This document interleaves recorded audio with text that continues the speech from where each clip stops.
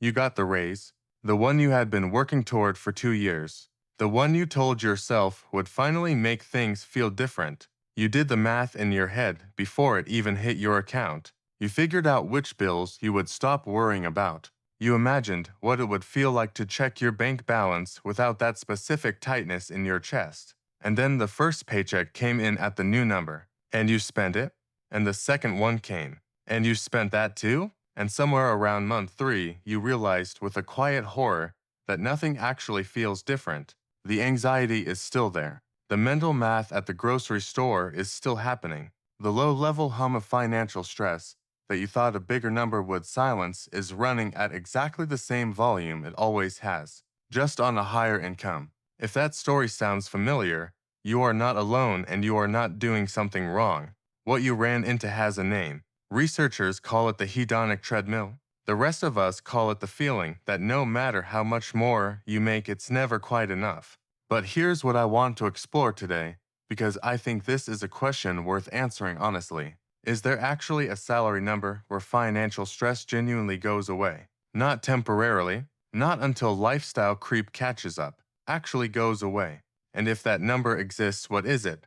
What does it depend on? And what do you have to do differently at that income level to actually feel the relief that more money is supposed to bring? My name is Sig, and I spend way too much time thinking about money, income psychology, and why the relationship between what people earn and how stressed they feel about money is so much more complicated than anyone's salary expectations account for. If you want honest conversations about the real connection between income and financial peace, not what sounds motivating, but what the research and the math actually show, subscribe to this channel right now and give this video a thumbs up if it helps you understand something about your own financial life that you couldn't quite articulate before. Because the answer to this question is genuinely more nuanced than a single number.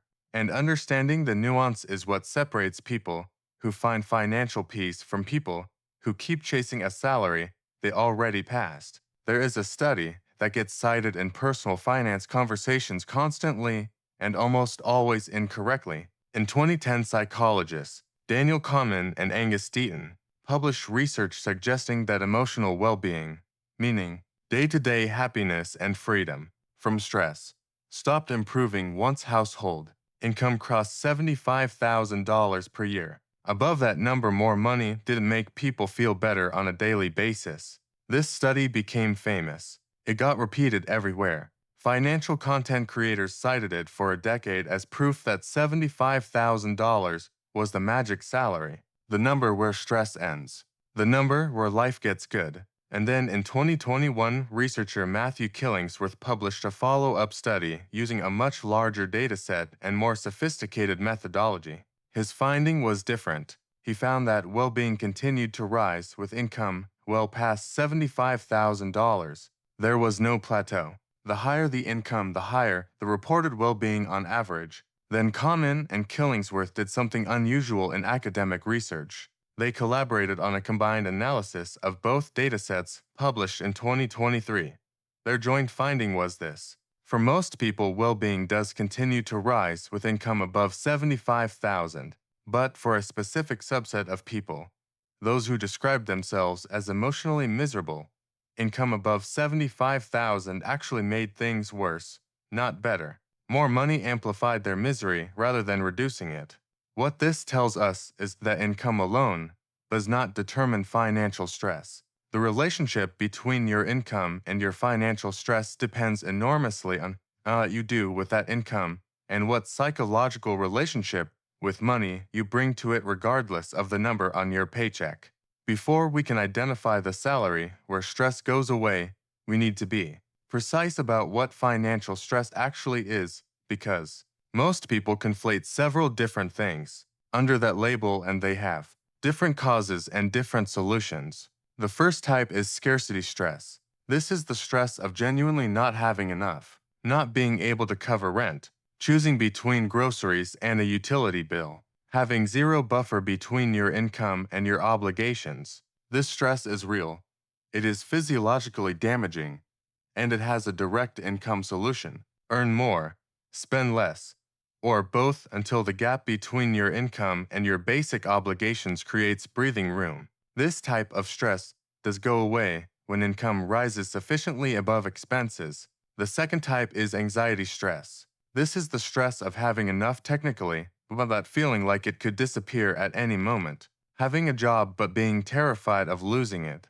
Having savings but being convinced one bad event will wipe it out. Having income but not trusting that it will continue.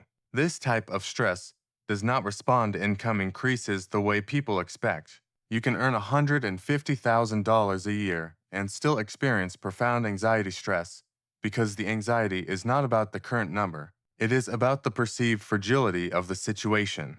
The third type is comparison stress. This is the stress generated by measuring your financial situation against other people's visible financial situations. Your neighbor's car, your colleague's vacation, the lifestyle you see on social media from people who appear to have more than you. This type of stress has almost no income solution because comparison has no ceiling. Every income level has a peer group that makes more and spends more visibly. Understanding which type of stress is actually driving your financial anxiety is the most important diagnostic step in figuring out what would actually make it stop.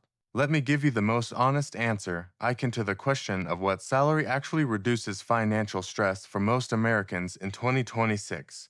Based on current research, cost of living data, and what we know about the relationship between income and financial well-being, the answer is not a single number. It is a range that depends heavily on where you live and whether you are single or in a dual income household.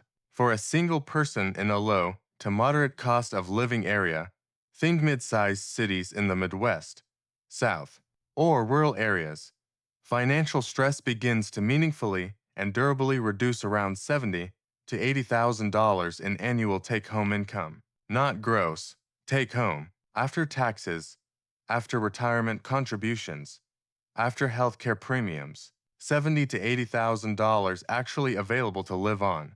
For a single person in a high cost of living area, New York, San Francisco, Seattle, Los Angeles, Boston, that number is closer to $100,000 to $120,000 in take-home income. For a couple, the math changes because the incomes can cover the same housing cost that one income struggles under. A dual income household earning a combined net of $90,000 to $110,000 in a moderate cost area, or $140,000 to $160,000 in a high cost area, begins to experience genuine financial ease rather than just managed stress. These are not arbitrary numbers. They are derived from what it takes to cover housing at 30% or less of take-home income, save 15% or more for retirement, maintain a 6-month emergency fund, have no high-interest consumer debt, and still have discretionary income left over for the things that make life feel like more than just obligation management.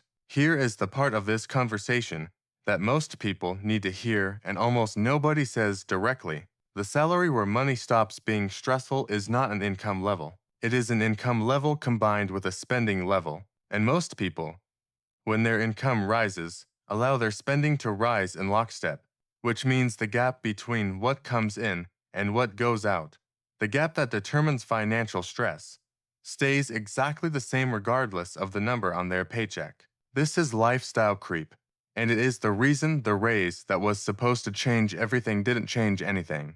When you earn $50,000 and spend $48,000, you are financially stressed. When you earn $75,000 and spend $73,000, you are still financially stressed. Same gap, same anxiety, different number at the top. The income is not the variable that eliminates stress.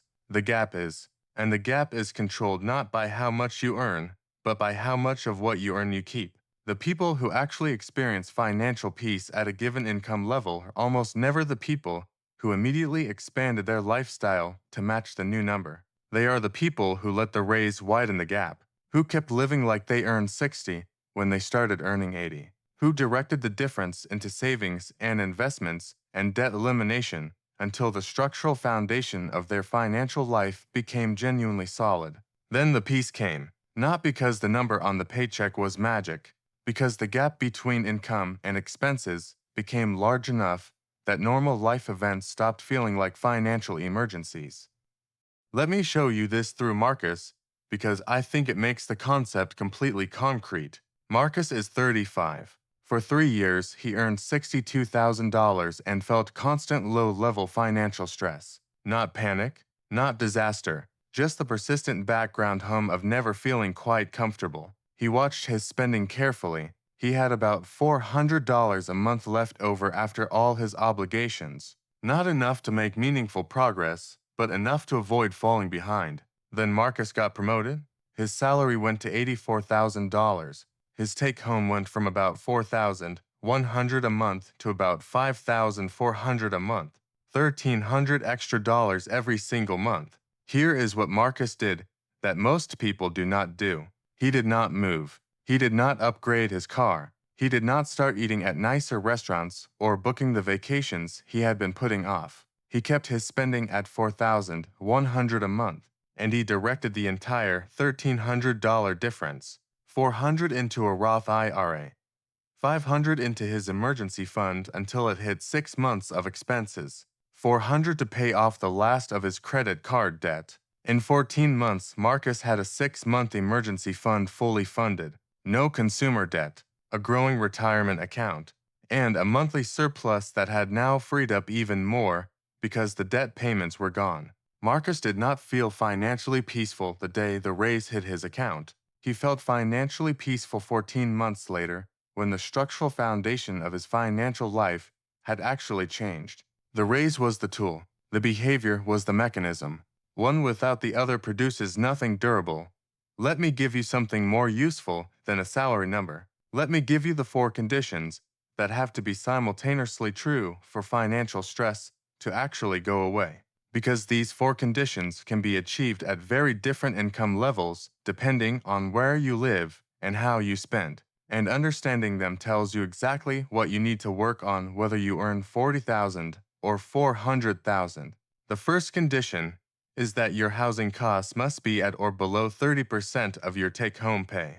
Housing is the single largest driver of financial stress at almost every income level, and when it consumes more than 30% of take-home, the math for everything else becomes extremely difficult regardless of how the other numbers look. The second condition is that you have no high-interest consumer debt. Credit card debt at 22% interest, a guaranteed financial stress generator at any income level because it means a portion of every paycheck is committed before you have any say in the matter. As long as high-interest debt exists, the gap between income and available resources is artificially narrowed in a way that income increases alone cannot fix fast enough. The third condition is that you have a minimum of 3 months of expenses in accessible savings.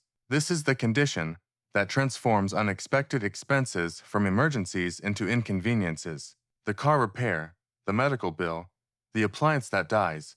These events create stress proportional to how unprepared you are for them financially.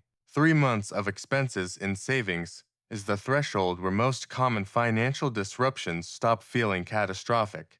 The fourth condition is that you are consistently saving and investing at least 15% of your gross income for the future. When you know that a meaningful portion of every paycheck is building something for your future self, the relationship with present money changes. You stop feeling like you're just treading water. You start feeling like you're moving somewhere. And that sense of forward motion is a significant component of what financial peace actually feels like in practice. Here is something that makes the single salary number answer genuinely impossible, and I want to be honest about it rather than pretending there is a clean universal figure. The cost of housing in America varies so dramatically by geography that the salary required to achieve financial peace varies by an almost unbelievable degree depending on where you choose to live. In Columbus, Ohio, or Omaha, Nebraska, or Greenville, South Carolina, a single person earning $70,000 can realistically meet all 4 conditions I just described. Their rent for a decent 1-bedroom apartment might be $800 to $1,100 a month. 30% of their take-home at $70,000, approximately $1,600. There is room. They can save. They can invest. They can build an emergency fund. Financial peace is structurally available at that income in those markets. In San Francisco or Manhattan or Seattle, that same $70,000 salary produces profound financial stress because a one-bedroom apartment costs $2,500 to $4,000 a month, and 30% of take-home at $70,000 is nowhere near enough to cover it. The person earning $70,000 in San Francisco is not making different financial decisions than the person earning $70,000 in Columbus. They are living in a fundamentally different economic environment where the same behaviors produce completely different outcomes. This is not a reason to move necessarily. Geography is deeply personal, and the life you want to live matters more than optimization. But it is a reason to be clear-eyed about what financial peace actually requires in your specific market. If you live in a high-cost city and you are wondering why the salary that was supposed to bring peace hasn't brought it, the answer may not be your behavior. It may be the rent. Let me describe what financial peace actually feels like when the four conditions are genuinely met, because I think a lot of people are chasing a feeling they have never actually experienced and therefore cannot accurately evaluate whether they are getting closer to it. Financial peace does not feel like abundance. It does not feel like luxury. It does not feel like not caring about money because you have so much of it. Financial peace feels like a quiet that you didn't realize was missing until it arrived. It feels like your car making an unexpected noise and your first thought being, I should get that checked, rather than please let it not be expensive. It feels like your company announcing layoffs and your response being concern rather than terror because you know you have runway. It feels like going to dinner with friends and ordering what you actually want without performing a calculation. It feels like the end of the month arriving and the account still having money in it rather than the account being hollow and the next paycheck still days away. It feels ordinary, genuinely, almost disappointingly ordinary, which is exactly what it should feel like. Financial stress is noise. Financial peace is the absence of that noise, and the absence of noise doesn't announce itself. It just quietly stops being there. Here is something that surprises people who haven't seen it up close. Some of the most financially stressed people in America earn very high incomes. People earning $150,000, $200,000, $250,000 a year who describe themselves as living paycheck to paycheck. And while that can sound like a complaint that deserves zero sympathy, the stress is real even if the circumstances are self-created. High earners fall into several specific traps that maintain financial stress despite high income. The first is the status consumption trap. At higher income levels, the social peer group also earns more and spends more visibly. The car that seemed fine at $60,000 income starts to feel inadequate when your colleagues drive $50,000 and $60,000 vehicles. The apartment that worked at $70,000 starts to feel embarrassing when your new peer group lives in downtown luxury buildings. The pressure to match the visible consumption of a higher-earning peer group is one of the most powerful and least discussed drivers of financial stress at high incomes. The second is the scope creep trap. As income rises, the size and complexity of financial commitments tends to rise with it. The bigger house means a bigger mortgage, higher property taxes, higher insurance, higher maintenance. The nicer car means higher insurance premiums and higher repair costs. The private school for the kids. The second vacation. Every lifestyle expansion feels justified by the income that supports it, until something disrupts that income. And then the person with $200,000 in annual obligations and $200,000 in income is more financially fragile than they ever were earning $80,000 with $65,000 in obligations. Income does not create financial peace. Margin creates financial peace. And margin is income minus spending, not income alone. So let me give you the most honest answer I can construct to the question this video is built around. The salary where money finally stops being stressful is the salary at which your take-home income is large enough that meeting all four conditions, housing below 30%, no high-interest debt, 3 to 6 months emergency fund, 15% retirement savings, still leaves you with meaningful discretionary income for the things that make life worth living. That number is different for everyone. It is different by city. It is different by family size. It is different by debt load and by the spending habits you bring to your income regardless of the amount. But for most single Americans in moderate cost of living areas, that number is somewhere between $70,000 and $90,000 in take-home income when managed with intentionality. For couples in the same markets, it is a combined take-home of $90,000 to $120,000. For people in high-cost cities, add 30 to 50% to those figures. If you are not at those numbers yet, the path is what you would expect. Increase income through skills, negotiation, career advancement, or additional income streams. Decrease the biggest expenses first because housing and transportation move the needle more than any other cuts. Eliminate high-interest debt aggressively because debt is income you earn that you never get to keep. And build the emergency fund because nothing produces financial peace faster than knowing you can handle what goes wrong. If you are already at or past those numbers and you still feel stressed, the problem is almost certainly not the income. It is lifestyle creep that has consumed the gap that was supposed to create the peace. And the solution is not a higher salary. It is a recalibration of what you spend relative to what you earn. The salary is not the finish line. The gap is the finish line. And the good news is that the gap is something you control regardless of what your employer decides your time is worth. Here is the thing about financial peace that nobody tells you when you are working toward a higher salary and convinced that a bigger number will finally make the feeling arrive. Peace is not a destination you reach by earning more. It is a structure you build by managing the relationship between what comes in and what goes out. The structure can be built at 70,000. It can be avoided at 200,000. It is entirely a function of whether the four conditions are met, whether the gap is real, whether the foundation is solid enough that normal life events stop feeling like threats. The salary matters. It is the raw material. But raw material without architecture is just potential. The architecture is the budget that keeps housing costs reasonable, the emergency fund that absorbs unexpected expenses without crisis, the retirement contributions that build something for your future self, the absence of high-interest debt that means your paycheck actually belongs to you. Build the structure and the peace comes. Chase the number without building the structure, and the peace stays one raise away forever. You have always been closer to it than the number on your paycheck suggested. The gap was never about income. It was always about what you built with it.